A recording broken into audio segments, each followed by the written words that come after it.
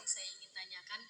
Cuma saya belum punya sosok seorang yang tepat untuk saya tanyakan tentang hal ini.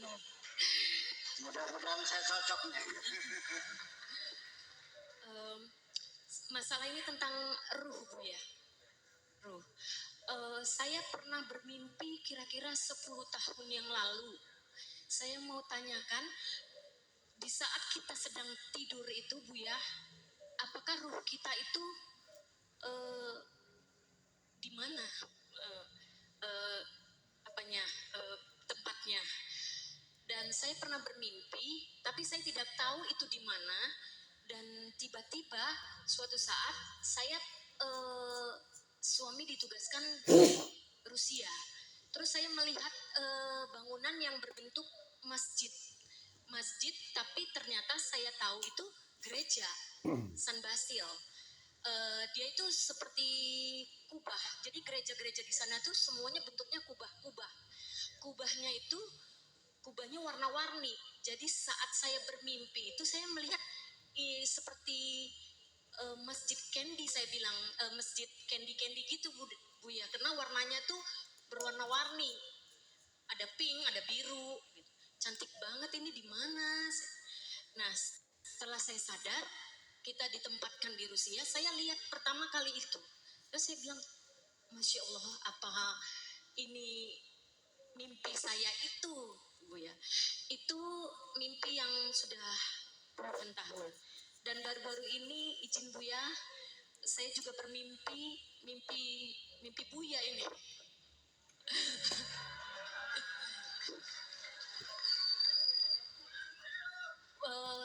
Seminggu setelah saya bertemu Buya, terus sudah lama nggak ketemu, dalam mimpi itu Buya hadir di rumah kami. Di rumah kami, alhamdulillah, Buya waktu itu lagi mengajar mengaji, dan pas waktu itu saya lihat waktu sholat, pas mau sholat itu saya lihat Buya lagi tidur, tapi pas saya lihat di mimbar itu ada yang menjadi imam Buya, terus saya cari Buya mana ya, pas saya lihat lagi gini Buya baru ada gitu, maksudnya di depan ada imam di bersama Buya, tapi saya tidak melihat wajah dari imam itu Buya. Ya, semoga penjelasannya Buya. Terima kasih Buya. Wassalamualaikum warahmatullahi wabarakatuh. Waalaikumsalam. Oke. Begini, tahun 68 saya orang yang pertama kali tidur di makamnya Kiai Hanan Babakan Juaringin, bapaknya Kiai Maktum, udah pernah dengar ya, yang terkenal konon di sana waliullah pada zamannya itu. Saya yang pertama kali tidur di situ, saya mimpi di Masjid Al-Azhar. Di masjid itu ada orang sedang halakoh, ada pengajian. Orangnya tinggi-tinggi, ngajinya berdiri sehingga kelihatan. Akhirnya saya pengen tahu siapa ya kiainya ini. Akhirnya cari tiang, saya manjat tiang, nangkring di Risplang di situ. Nah, itu ceritanya. Tahun 73, 74 saya ke Kairo,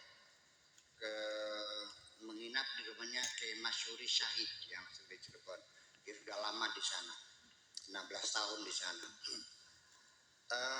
Akan ke Libya, tetapi karena ada clash perang dengan Libya dengan Mesir, jadi perbatasan ditutup, saya nggak bisa keluar sampai 1 bulan, sampai masuk bulan puasa.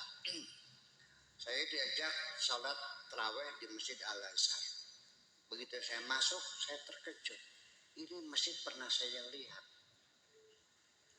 Saya lama merenung, oh saya lihat dalam mimpi. Dan saya naik tiang, saya cari tiangnya, mana tiang saya panjat, ketemu tiangnya, ini tiangnya, gitu satu. Dan seringkali saya datang suatu tempat, saya tidak bingung, ini saya pernah kesini, ya kan gitu. Yang pasti di Muara Angke itu saya dengan anak saya mancing di Muara Angke, bulan puasa juga, kepengen kencing cari musola, kayak di musola itu ada drum air dicat biru di depan, betul ada, saya lihat dalam mimpi. Nah ini kan artinya, makanya di sini salah satu seorang peletak batu pertama psikologi analisis yaitu Sigmund Freud bersama Alfred Adler membuat satu madrasah ilmu nafs tahlili psikologi analisis gabung dua, salah satu karyanya yaitu The Dream Explanation, takbir mimpinya Sigmund Freud. Jadi menurut beliau jasad sama roh ini selalu sejajar. Nah, ketika jasad kita dan roh kita ini sejajar, maka mimpi-mimpi kita ini selalu mimpi yang baru atau yang baru terjadi. Paginya kita menyatakan cinta kepada cewek, ditolak cintanya, sakit hati kan? Nah, malamnya mimpi cinta kita diterima. Gitu. Itu Allah sangat kasih sayang sama kita. Supaya kita jangan stres, dikasih mimpi plong dikit lagi gitu. Bahkan bisa menciumnya lagi. Kayak gitu. Seger kan? Gitu. Nah, tetapi kadang-kadang ini jasad kita ke depan, roh kita ke belakang. Yang kita impikan adalah pada masa kanak-kanak kita. Waktu saya mencuri buah mangga sama orang, akhirnya saya dikejar-kejar, dilemparin potongan batu bata, gitu, ya, ingat gitu. Nah, kadang-kadang rohnya lebih mendahului jasad kita. Disitulah kita melihat sesuatu yang jasad kita belum pernah melihatnya. Seperti itu. Nah, kemudian mimpi sendiri juga bisa berupa sinyal-sinyal dan ada dua, termasuk ru'yah juga itu seperempat wahyu juga sebetulnya. Jadi para nabi juga banyak yang wahyunya berdasarkan mimpi juga. Tetapi mimpi itu sendiri itu biasanya yang bermakna itu adalah mimpi yang waktu kita tidurnya di malam hari dan terjadinya itu setelah jam 12 malam.